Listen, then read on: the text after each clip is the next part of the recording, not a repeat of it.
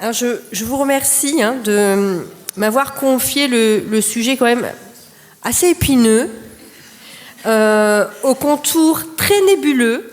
Et là, on change un peu de paradigme. Vous musée territorial, vous n'êtes plus dépositaire, mais déposant.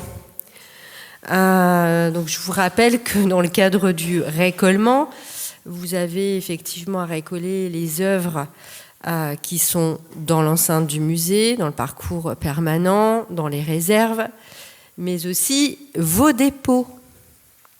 Voilà. Ces dépôts qui peuvent être dans des institutions publiques, donc pas forcément dans des musées, et c'est là où c'est bien plus complexe, les mairies et les préfectures.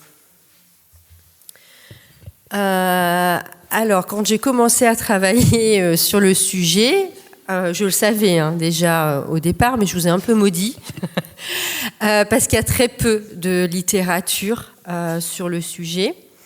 Or, on sait très bien que ce sont des situations qui existent. Je pense que chacun d'entre vous a déjà dû être confronté à cette problématique. Je ne vais même pas dire dépôt, parce que parfois c'est juste l'exposition d'une œuvre dans le hall de la mairie, où soudainement, lors du premier récolement, vous avez pu peut-être découvrir que vous aviez une de vos œuvres exposée dans une sous-préfecture ou une préfecture. Donc voilà, ces situations, elles existent et elles sont souvent très délicates à traiter, du fait du contexte parfois politique et surtout en l'absence de cadre initial. Voilà, ce sont des œuvres qui sont présentées depuis 10 ans, 20 ans, 30 ans, 40 ans et pour lesquelles il n'y a eu, alors on va le dire, par cadre, aucune convention d'établi. Donc là, on est vraiment dans le cadre d'un musée de France territorial et non national. Là, j'insiste parce que les musées nationaux ont beaucoup plus de chance, puisqu'ils ont pu disposer de deux circulaires, celle de 2014 et celle de 2019. Je reviendrai bien entendu sur ces deux circulaires. Et vous êtes déposant et non dépositaire. Je pense que c'est important de repréciser le terme aussi de dépôt et non de prêt. Alors que ce soit les dépôts ou les prêts, je rappelle, c'est les œuvres qui ne sont pas dans la sphère de votre musée, qui ne sont ni dans le parcours permanent et qui ne sont pas non plus dans vos réserves. Ce sont donc des dépôts ou des prêts. Et donc, le dépôt, généralement, on le distingue du prêt par rapport à la durée. C'est un élément qu'on retrouve de manière très régulière, que ce soit dans la loi du Code du patrimoine ou dans les circulaires, avec des durées, nous le verrons, extrêmement variables d'un établissement, même national, à un autre. On peut avoir des durées illimitées, vous verrez, 3, 5, 10 ans. Donc voilà. Et c'est le dépôt, c'est vraiment la durée qui va pouvoir le distinguer d'un prêt. Souvent, ce sont des dépôts qui sont anciens, non traités, comme je le disais, non documentés. Il peut y avoir des sous-dépôts, on l'a évoqué tout à l'heure, c'est-à-dire des circulations d'œuvres entre musées d'une même collectivité. On l'a dit tout à l'heure, mais ce qui fait que l'œuvre est attachée à votre musée, c'est l'inventaire. Quand même le rappeler. Donc, une fois que l'œuvre n'est plus dans vos lieux, c'est soit un prêt, soit un dépôt.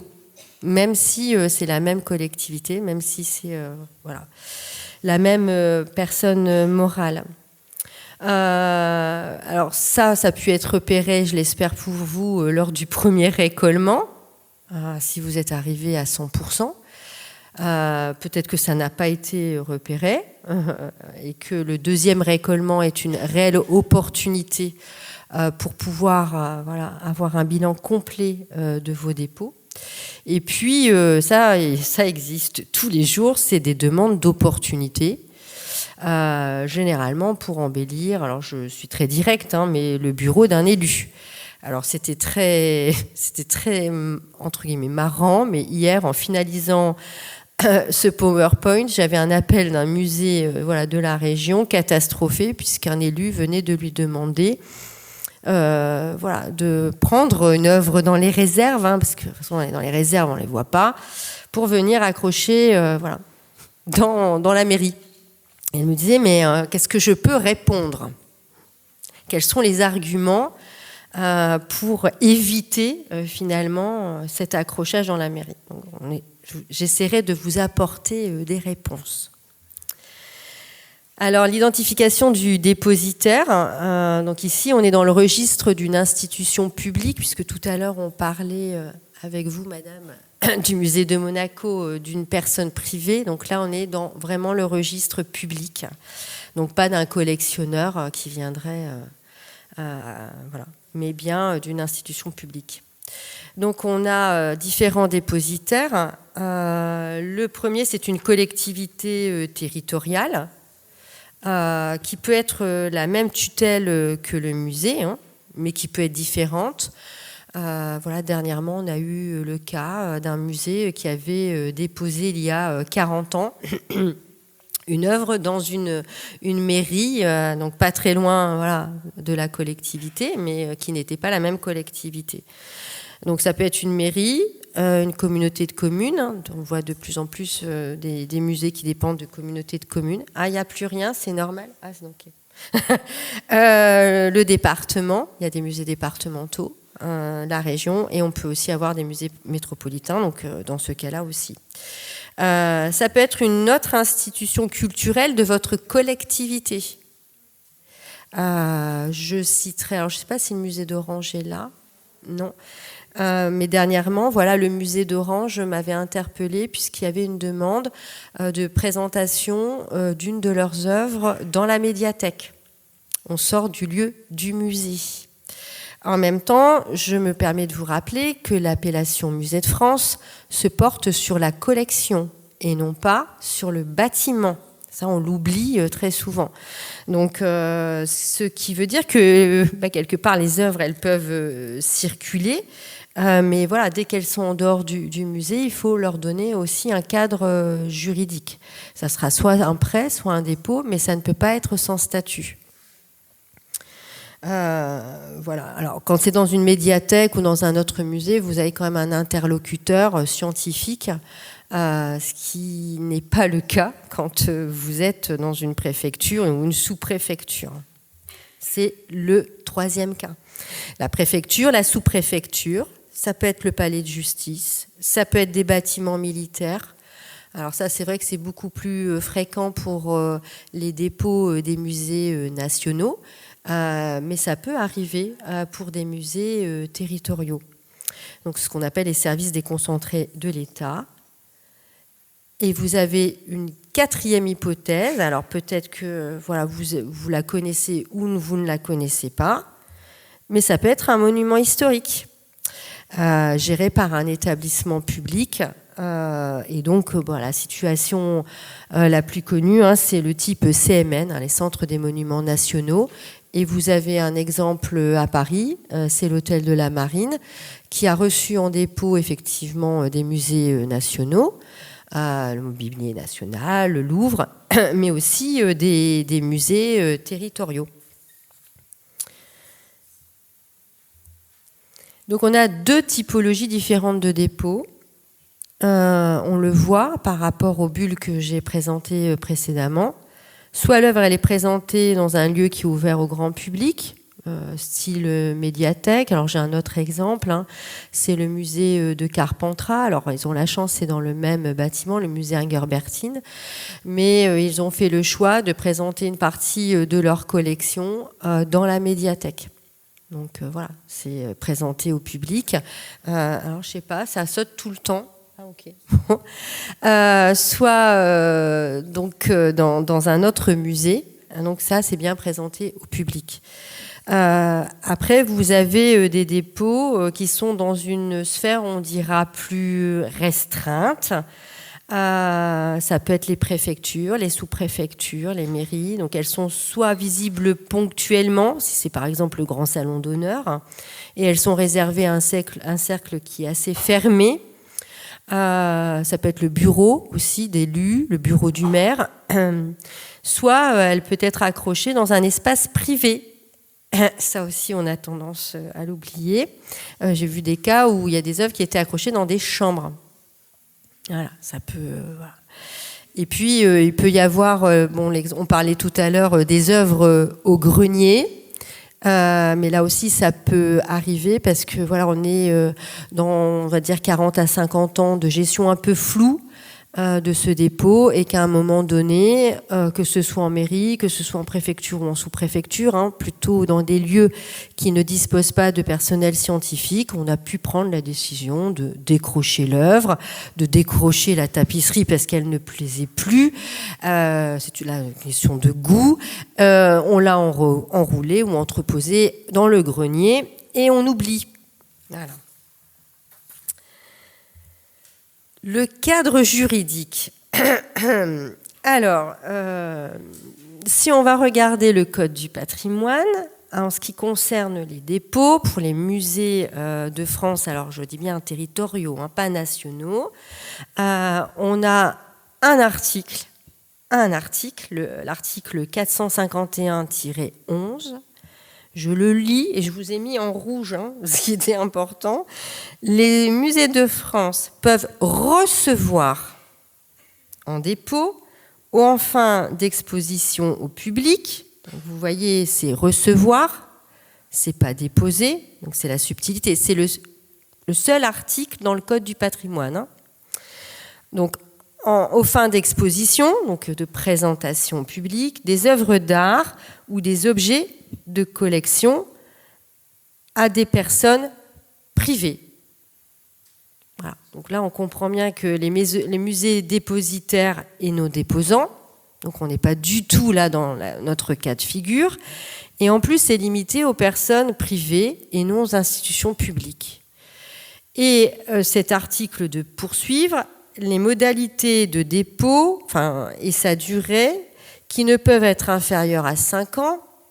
Donc là, on voit bien par rapport à l'impact du marché de l'art, sont définis par contrat entre le musée et la personne privée dans les conditions fixées par décret du Conseil d'État. Voilà. Donc quand c'est une personne privée, c'est bien défini, il y a un contrat. Et puis finalement, quand on passe à la sphère publique, il n'y a pas grand-chose.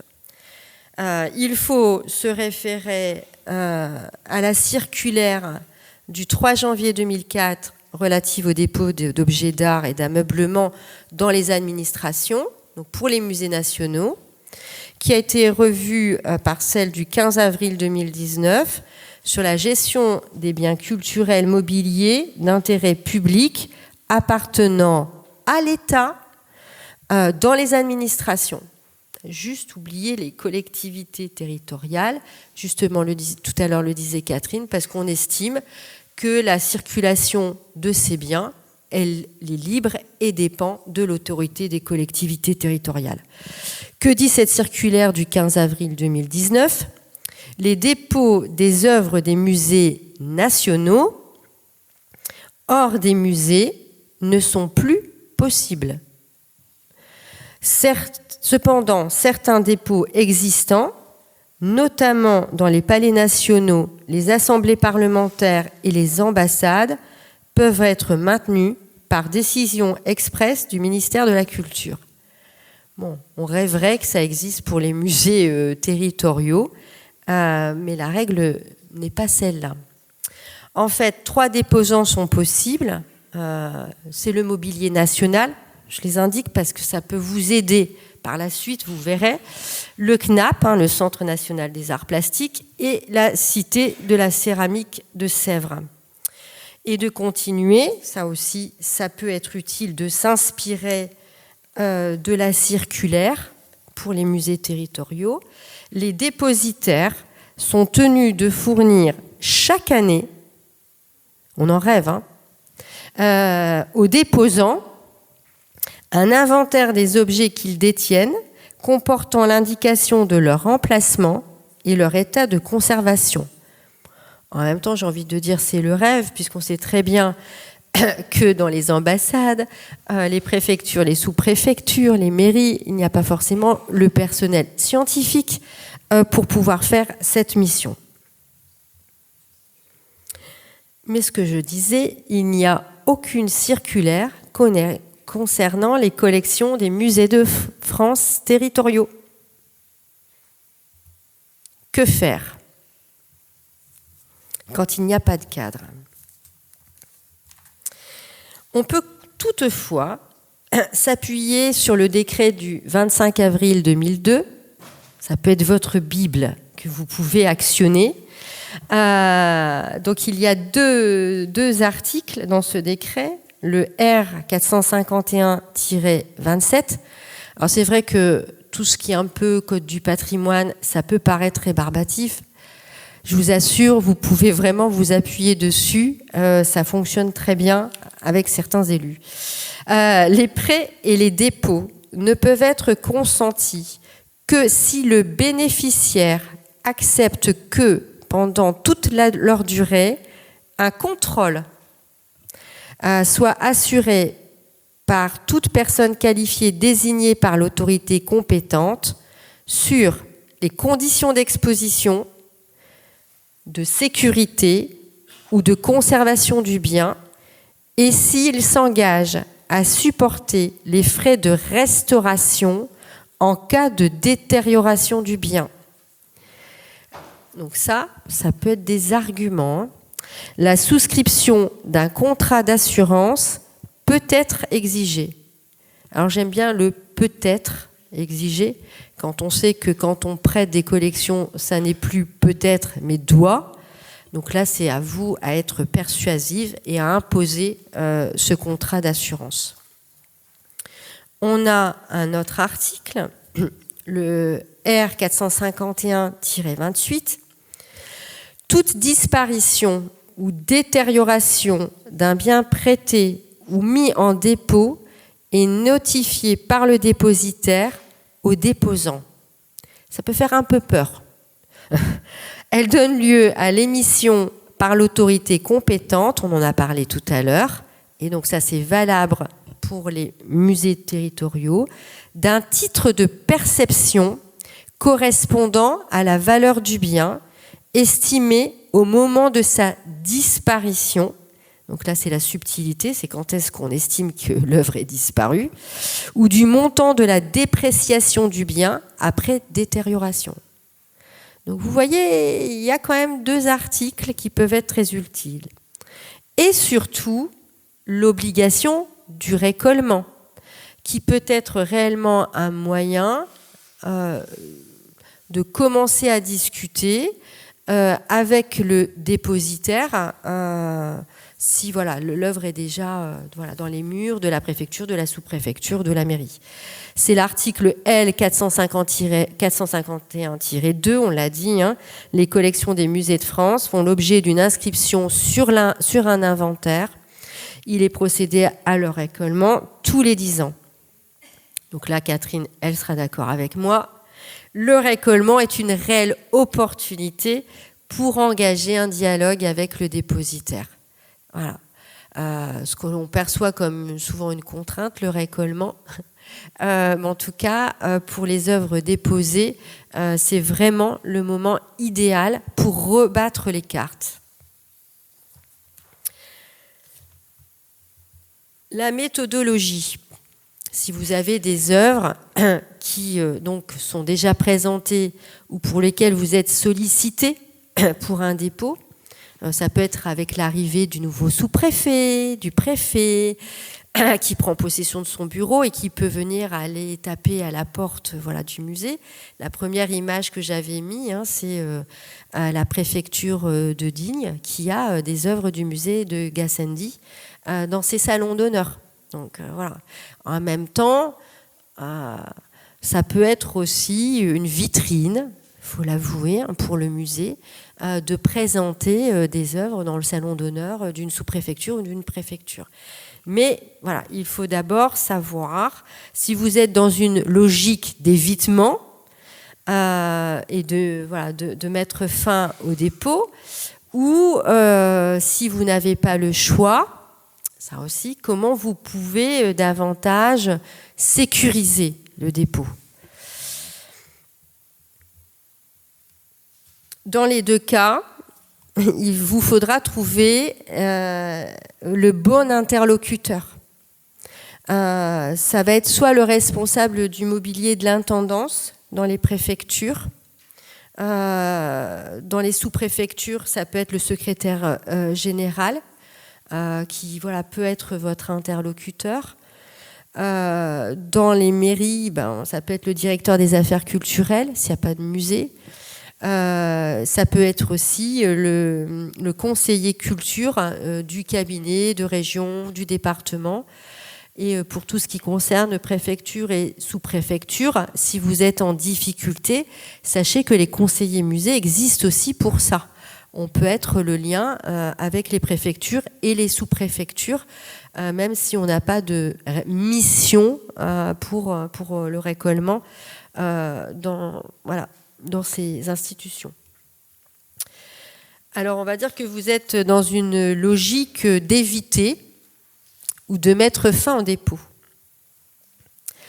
Tout d'abord, vous pouvez essayer d'exposer avec conviction des arguments factuels. C'est ça qui est le plus compliqué, c'est d'être factuel et d'être pas dans c'est une œuvre d'art, on ne peut pas les exposer dans une mairie. Bon, le maire, il va vous regarder avec des grands yeux et il ne va pas intégrer votre demande. Mais de vous fonder sur les extraits du Code du patrimoine et surtout sur la protection des collections du musée, des collections Musée de France. Et de vous appuyer, on en a parlé aussi tout à l'heure, sur l'article 441-2. Les musées ont pour mission permanente, donc de conserver, donc je vous ai mis les petits points, leurs collections, et de rendre accessible les collections au public le plus large. Donc si vous n'êtes pas dans ce périmètre-là, si le lieu ne permet pas la conservation, si le lieu ne permet pas la présentation, vous avez déjà des arguments. Si vous avez en face de vous quelqu'un de extrêmement têtu, vous pouvez essayer donc d'initier un dialogue en lui demandant pourquoi le dépôt, pourquoi cette œuvre, quel est son projet d'embellissement de son bureau, ou pourquoi dans le salon d'honneur, qu'est-ce qu'il recherche en fait. Parce que ça va dans la discussion, vous allez peut-être, vous verrez, avoir d'autres idées pour le détourner de son envie originelle et de proposer des alternatives et de faire en sorte que les collections Musée de France restent dans l'enceinte du musée, donc dans le parcours permanent des collections ou dans les réserves. Vous pouvez aussi arguer du fait que vous avez besoin de récupérer l'œuvre. Pour une refonte de votre parcours permanent. Alors tous les musées qui sont dans des logiques de restructuration, de réhabilitation, d'agrandissement, c'est le bon moment puisque là vous avez une justification, et un dépôt, théoriquement, il y a un début, il y a une fin. C'est pas ad vitam aeternam. Donc le déposant peut réclamer le retour de l'œuvre, ça sans problème.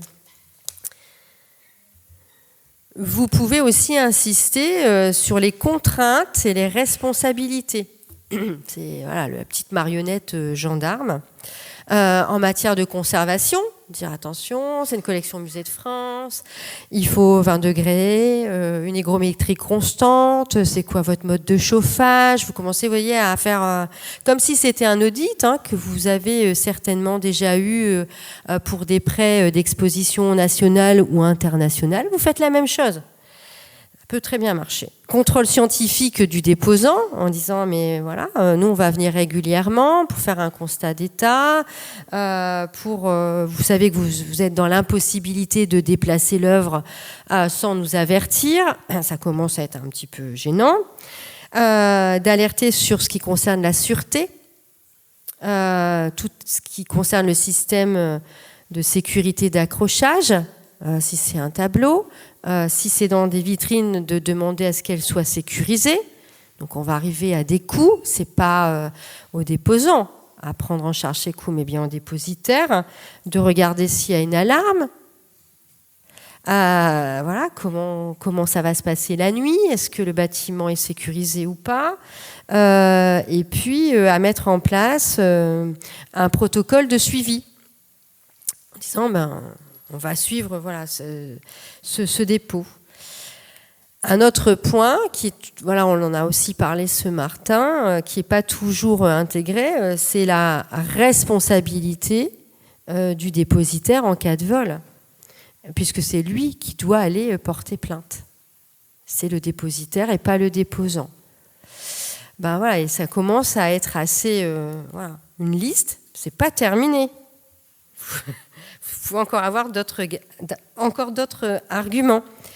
Alerter sur les coûts qui vont être à la charge du dépositaire, l'assurance des œuvres. Et là, voilà, vous avez en face de vous des personnes qui ne connaissent pas le statut des collections musées de France, qui ne connaissent pas encore moins le code du patrimoine.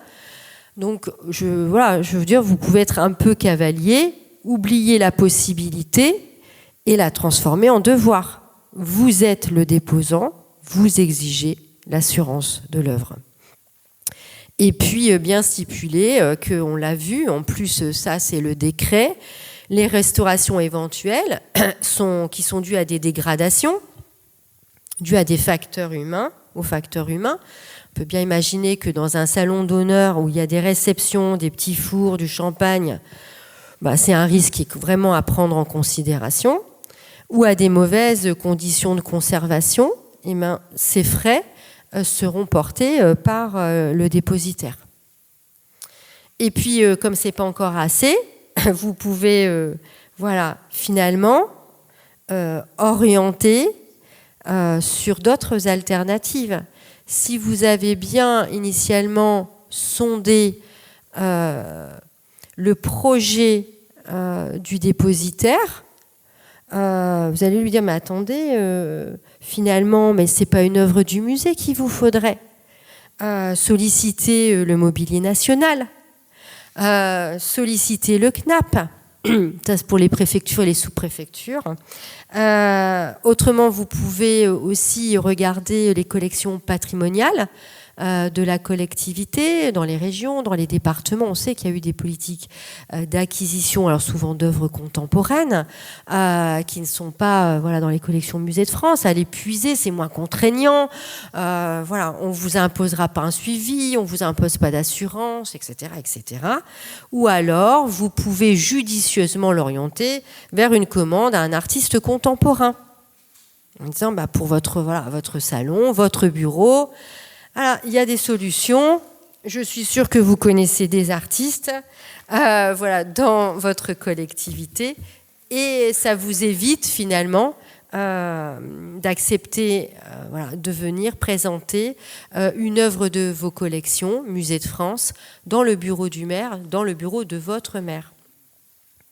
Ça a fonctionné, hein, je le dis, ces exemples-là.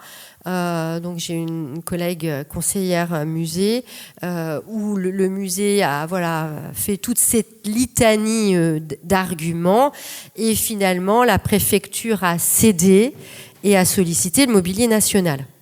Donc voilà, on a renvoyé le problème ailleurs, mais désolé, mais en tout cas pour le mobilier national, la circulaire elle existe. Or voilà, pour les musées territoriaux pas. L'autre logique, c'est de sécuriser le dépôt.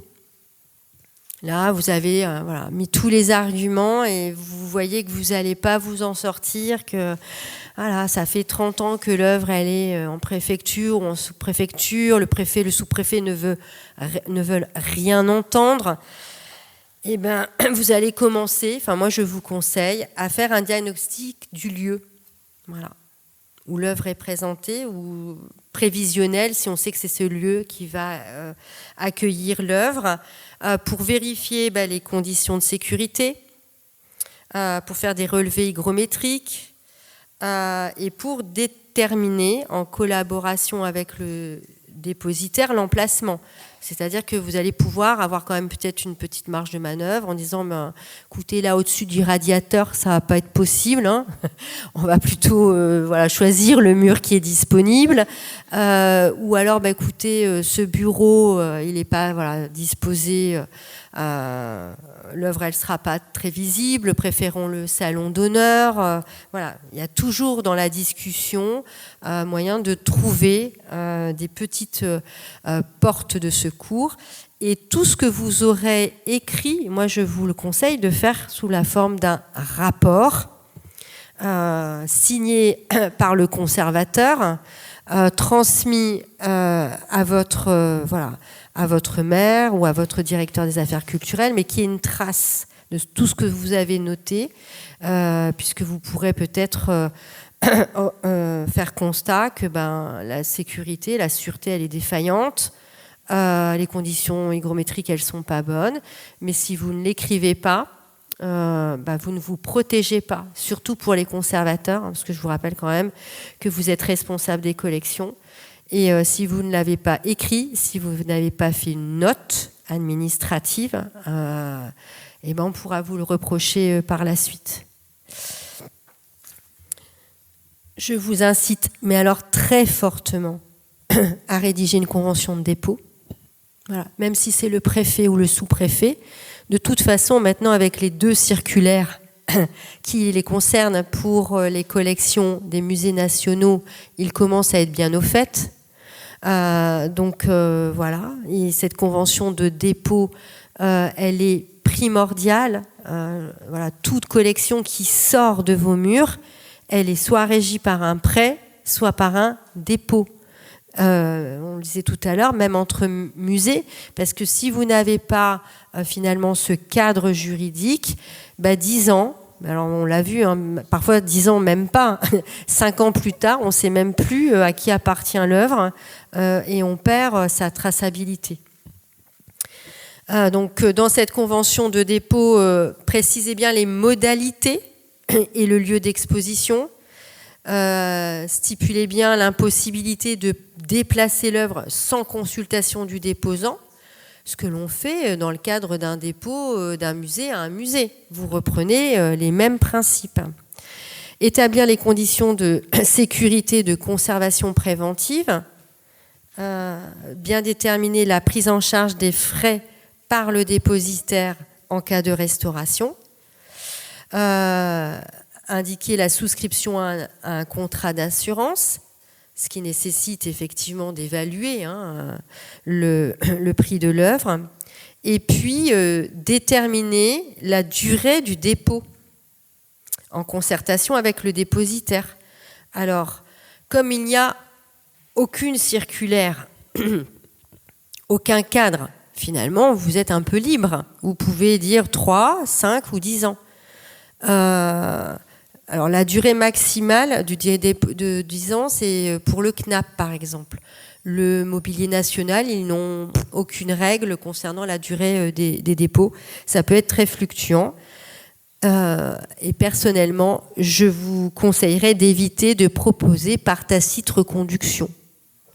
Parce que par tacite reconduction, on a tendance à oublier et ça vous impose à vous à avoir une gestion très rigoureuse de vos dépôts, à vous mettre des alertes en disant attention, on arrive à la fin du dépôt, 6 mois avant, on peut finalement mettre fin au dépôt, ou est-ce qu'on reconduit le dépôt, donc voilà.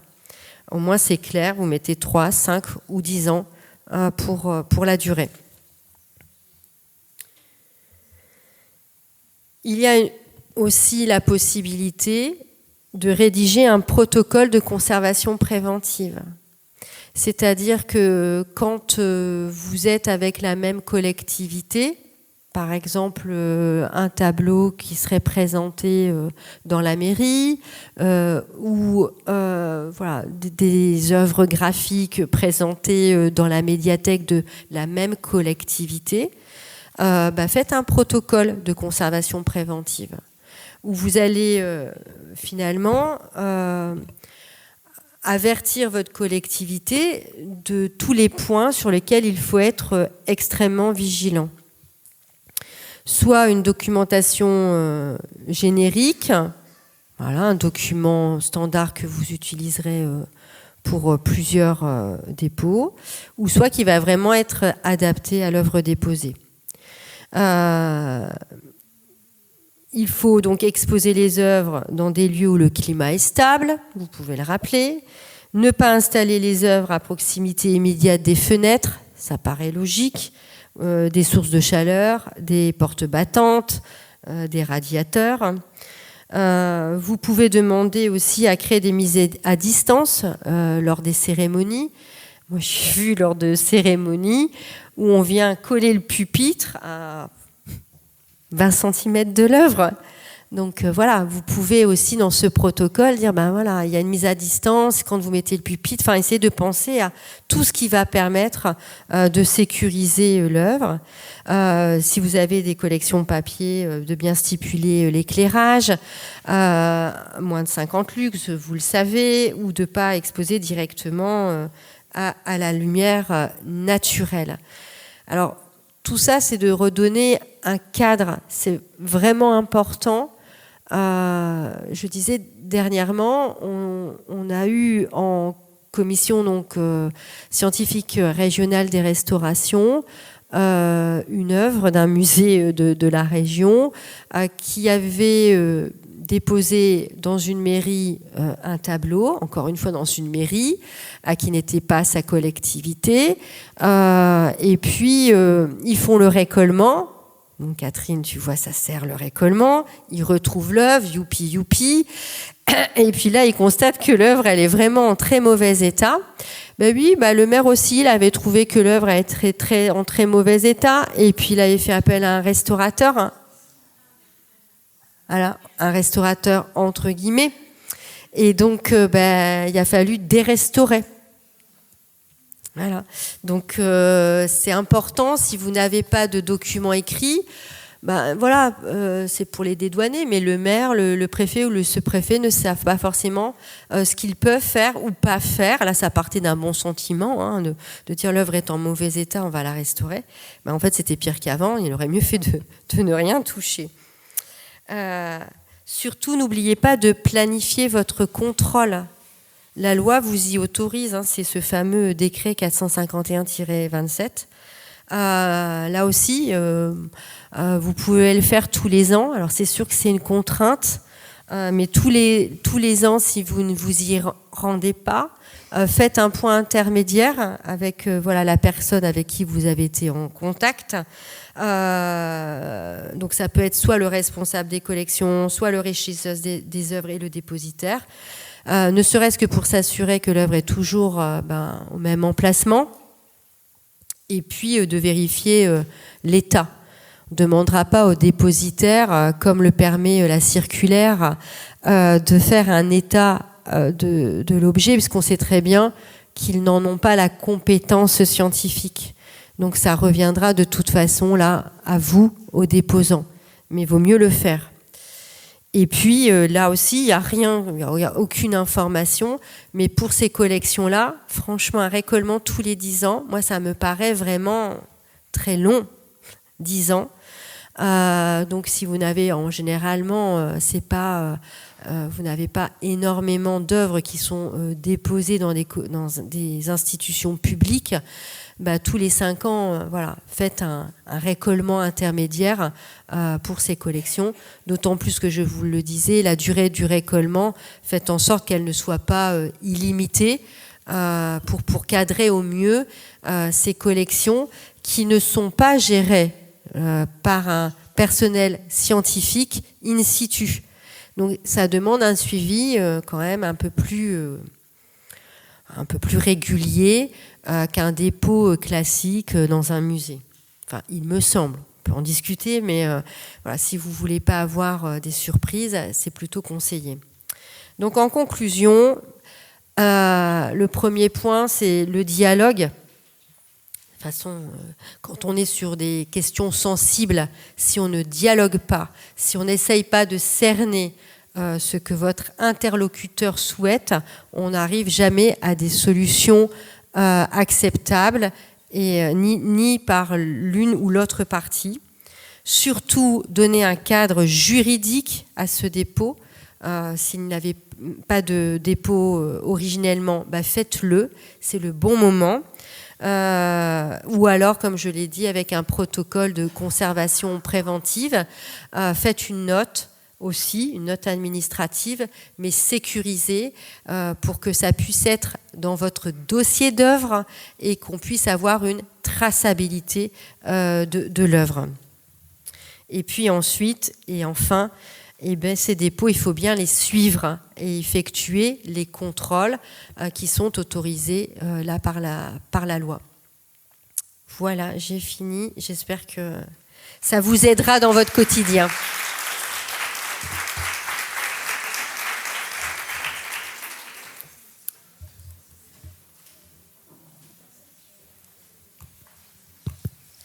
Merci beaucoup, Sandrine. Est-ce qu'il y a des questions avant qu'on passe à la pause déjeuner ? Excusez-moi, j'ai pris beaucoup de temps, donc...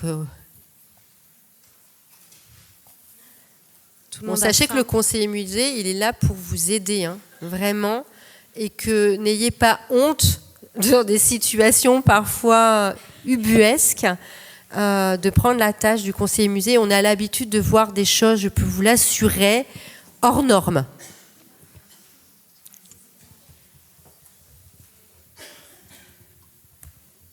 Alors, moi, je travaille donc au Mobilier National, et c'est vrai que vous pouvez tout à fait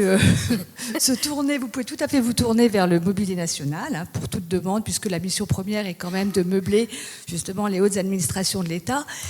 Et c'est vrai que quand même on arrive, je vois ça comme au fur et à mesure des années qui passent, à des discussions en fait avec des dépositaires, même dans des mairies, où maintenant c'est vrai on aménage les bureaux des maires. Les maires ouvrent leurs bureaux aussi pour les journées du patrimoine, et on voit quand même, souvent ce sont les secrétaires, secrétaires généraux, qui prennent attache auprès de nous et qui nous demandent des conseils. Parce que ça les désole de voir plein de monde marcher sur les tapis de la savonnerie. Donc, qu'est-ce qu'ils peuvent faire ? Donc, écoutez, vous achetez des chaussons, vous les mettez, vous faites une petite mise à distance du bureau. Et je trouve que c'est vrai qu'il y a quand même vraiment maintenant une prise de conscience, des personnes qui travaillent dans les mairies auprès desquelles pour le moment on dépose. Mais c'est vrai que c'est pas on dépose peu dans les mairies pour le moment. C'est vraiment nous dans les ministères, en fait. C'est pour ça que je parlais des préfectures et des sous-préfectures pour le Mobilier National. Voilà. Et puis, au niveau des durées, donc c'est vrai que dans les administrations, souvent c'est des durées, on ne met pas de date. Dans les dépôts d'administration, dans les musées, c'est 5 ans, et on fait souvent aussi par tacite reconduction, parce que c'est pas le tout de mettre des dates de fin de dépôt. Il faut avoir aussi après la possibilité de traiter les prorogations de dépôt. Donc ça demande d'aller vérifier sur place l'état de l'œuvre, demander au dépositaire s'il veut toujours maintenir. Donc c'est pas mal de travail, donc c'est vrai qu'on met 5 ans. Et pour tout ce qui est château-musée ou des remeublements, c'est 30 ans. Voilà, la durée des dépôts. Voilà. Et juste un complément d'information pour ceux qui sont concernés, pour les préfectures et les sous-préfectures. Il y a une obligation de ces deux institutions à remonter leurs états annuels au ministère de l'Intérieur. Donc de toute façon, ces documents existent. Donc vous pouvez les demander, vous savez qu'ils sont obligés de les produire. Voilà.